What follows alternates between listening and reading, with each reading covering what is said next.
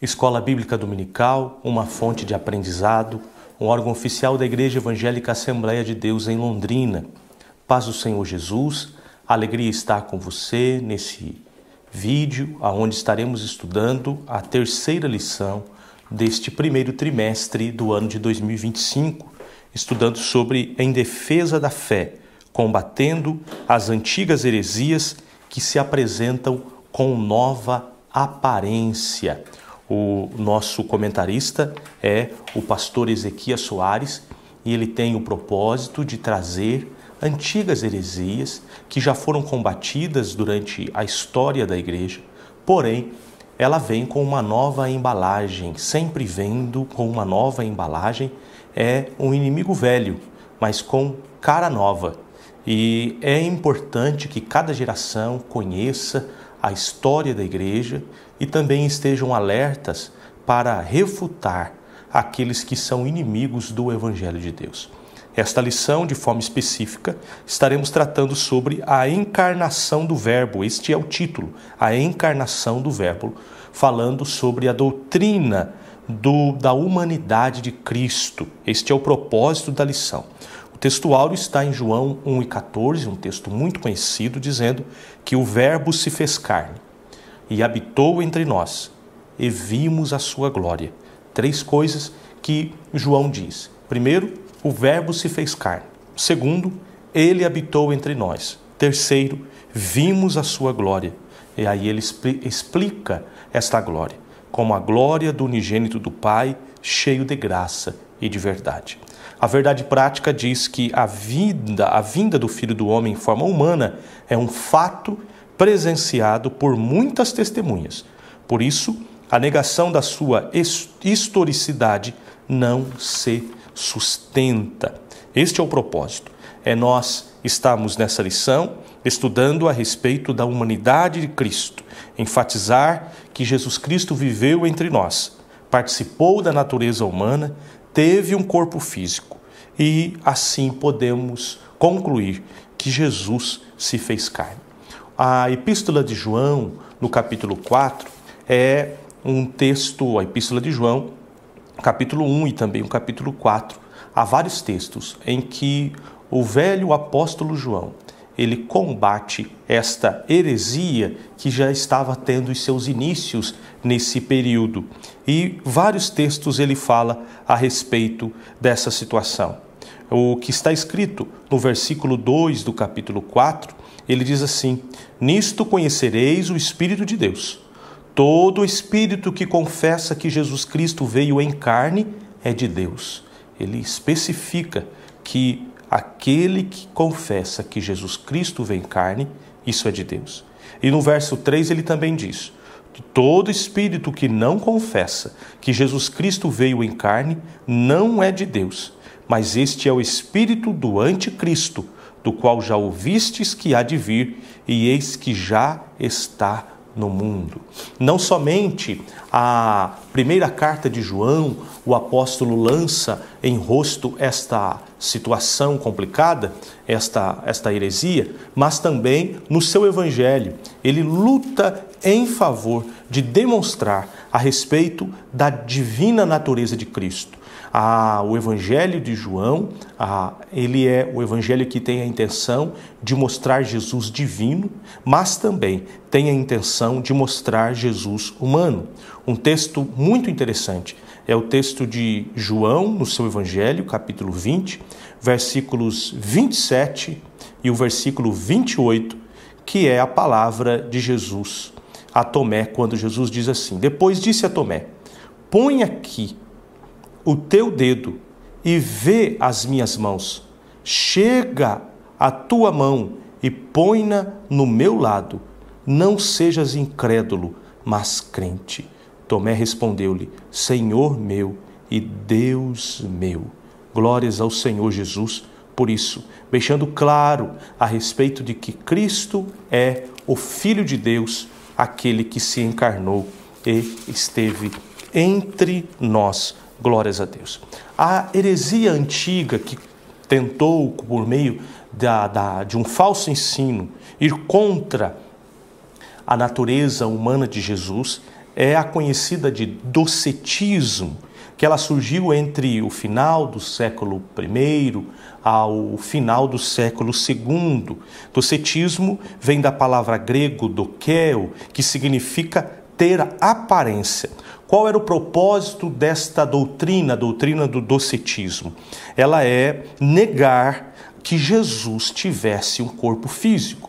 Então, ela nega a encarnação de Jesus. O docetismo está ligado aos princípios do gnosticismo.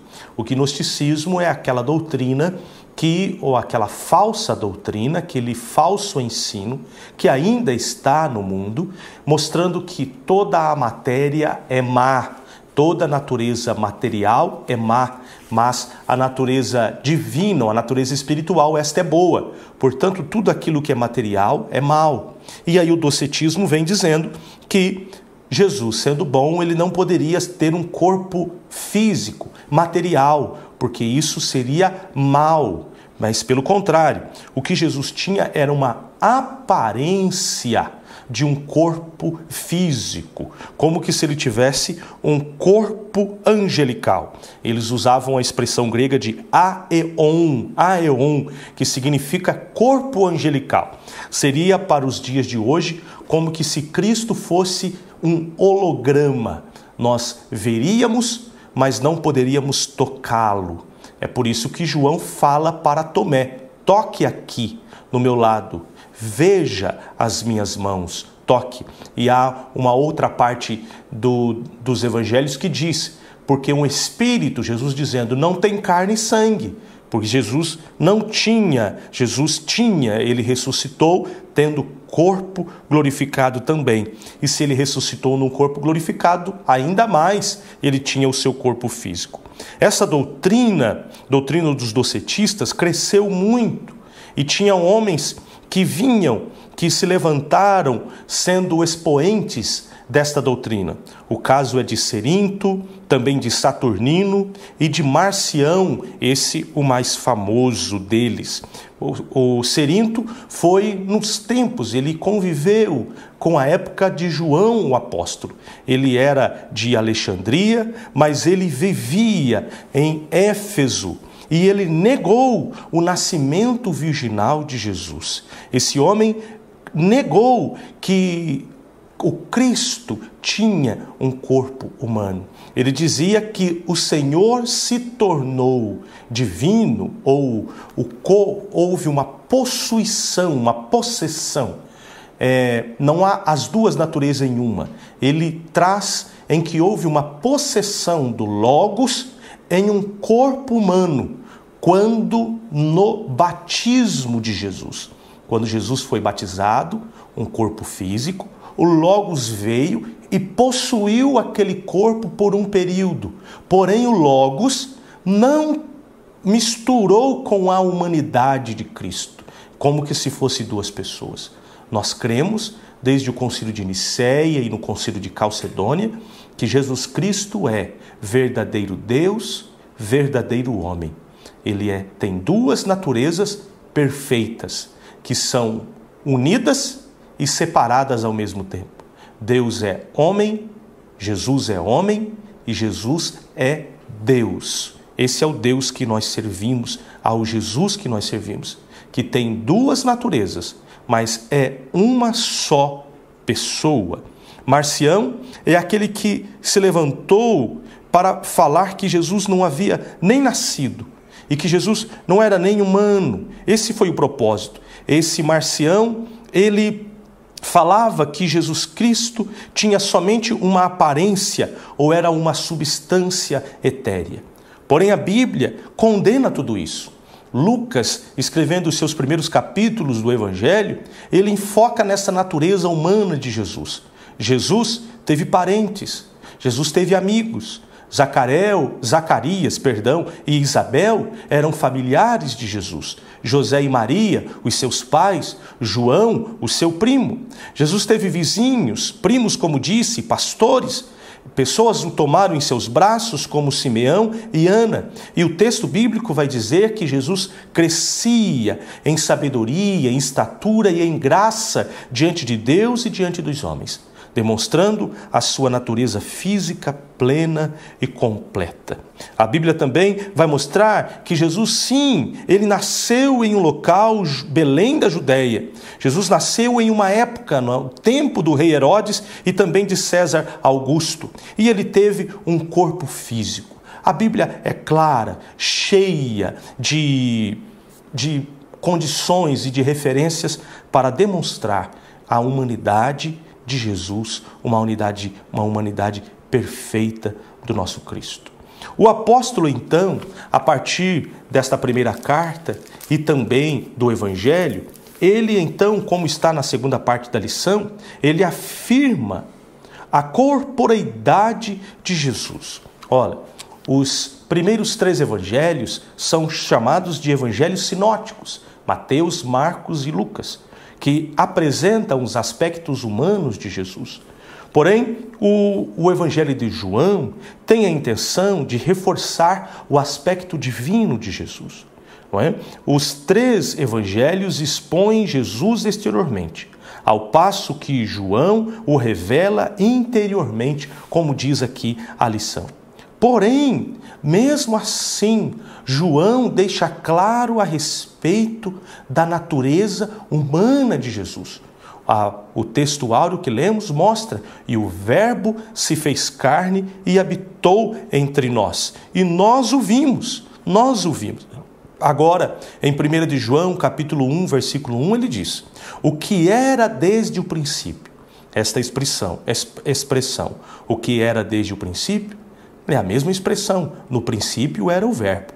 Agora ele continua dizendo: o que vimos com os nossos olhos, o que temos contemplado.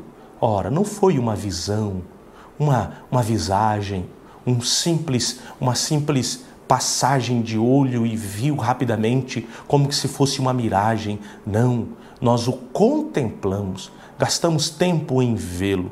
Mas não somente isso, e as nossas mãos tocaram. Ele está dizendo a respeito disso. E ele vai falar: porque a vida foi manifestada e a nós a vimos e testificamos dela e anunciamos a vida eterna que estava com o Pai e nos foi manifestada. Nós a vimos e a ouvimos. Ora, nesses 3 primeiros versos da primeira epístola, ele muitas vezes está repetindo a respeito de que ele viu, ele ouviu e ele tocou e ele testifica, ele anuncia a respeito do Cristo, o Verbo de Deus que se fez carne, mostrando esse Cristo presente em nosso meio. A lição também vai demonstrar a respeito das várias vezes que a Bíblia vai declarar a respeito da historicidade de Jesus. Não havia necessidade de termos da história ou nomes bíblicos na Bíblia a respeito dos reis daquele tempo, como era o caso de Tibério César, e também não tinha por que ter uma história com muito tempo utilizando Pôncio Pilatos, o procurador romano na região da Judéia. Porém, eles estão ali para historificar o tempo em que Cristo foi ressuscitado e foi morto também, deixando claro a respeito disso, que o Senhor é quem veio e viveu entre nós, o Senhor humano, presente e bendito em nosso meio. Por isso, meus amados, a lição quer demonstrar, não simplesmente dar as partes claras que nós conhecemos da humanidade de Jesus, como o fato de que ele teve fome, como o fato de que ele teve canseira, que ele teve sede, que Jesus cansou e dormiu, que a concepção de Jesus foi uma concepção espiritual, milagrosa, foi uma concepção vinda dos céus, que é a sua encarnação, mas o nascimento de Jesus foi um nascimento natural, mas também um nascimento virginal, a concepção vinda do Espírito, o nascimento natural, porém o nascimento virginal, tudo cumprindo as profecias do Antigo Testamento e toda a sua vida vindo. E o apóstolo mostra que quem vai contra isso tem o espírito do anticristo. Na segunda carta de João, uma carta pequena, se não me foge a memória, é sim a menor carta da Bíblia. No versículo 7, diz assim o apóstolo: porque já muitos enganadores entraram no mundo, os quais não confessam que Jesus Cristo veio em carne. Este tal é o enganador e o anticristo. É aquele que tem um espírito de Satanás. Nos tempos em que vivemos, essas doutrinas têm voltado por meios de muitas outras seitas. É o caso dos Mormons, que não ensinam e rejeitam a concepção virginal e espiritual de Jesus. Da Igreja da Unificação, da mesma forma também. Eles negam a concepção e o nascimento virginal de Jesus, que é anunciado pela Bíblia desde o Antigo Testamento e foi cumprido por meio de Maria. O anjo Gabriel é quem testificou: descerá sobre ti o Espírito Santo, e a virtude do Altíssimo te cobrirá com a sua pena. Ora, quando se rejeita este ensino tão poderoso e precioso, nega-se também, então, a morte de Jesus. E negando-se a morte de Jesus, nega-se a ressurreição de Jesus. Porque Jesus Cristo morreu em nosso lugar e Jesus Cristo ressuscitou para que pudéssemos ter uma nova vida. Se Jesus Cristo não veio em carne, portanto, ele não derramou seu sangue. Se ele não derramou seu sangue, isso significa que nós não somos salvos. Ora, que coisa triste! Negar a humanidade de Jesus é negar a nossa própria salvação. É negar que nós somos salvos. É rejeitar o plano salvífico do Senhor Jesus. Ora, os muçulmanos que dominam muitas áreas ou muitas partes do mundo, têm chegado de forma tão grande na Europa e não são difíceis de serem vistos também na nossa nação, a nação brasileira, tem no seu livro sagrado, ao Corão, algumas partes do gnosticismo e do docetismo. Lembrando que a religião muçulmana iniciou somente no século VII depois de Cristo, no ano 600. E eles declaram no seu texto sagrado, para eles, que Jesus Cristo não foi crucificado, que Jesus chegou até perto da crucificação, mas alguém foi crucificado no seu lugar. Esta foi a heresia de Basílides no século II depois de Cristo. Ele morava em Alexandria, dizendo que quem foi crucificado foi Simão o Cirineu. Que absurdo! O próprio João, na sua epístola e também no seu evangelho, ele mostra claramente que ele estava presente e ele viu Jesus sendo crucificado. E não foi um sósia de Jesus que ali subiu, alguém que foi crucificado em seu lugar, mas Jesus, este Cristo a quem nós servimos, ele morreu e ressuscitou para perdão dos nossos pecados. Glórias sejam dadas ao nome do Senhor. Então, meus queridos irmãos, o Verbo se fez carne. Jesus se fez carne e ele veio em carne. Isso é uma resposta contra a doutrina docética, seja ela antiga, como foi o caso no primeiro século, mas também nos tempos de hoje. Os evangelhos revelam vários atributos característicos da humanidade de Jesus. Ele foi revestido de um corpo físico, porque o pecado entrou no mundo por um homem, e pela justiça de Deus tinha de ser vencido por um ser humano.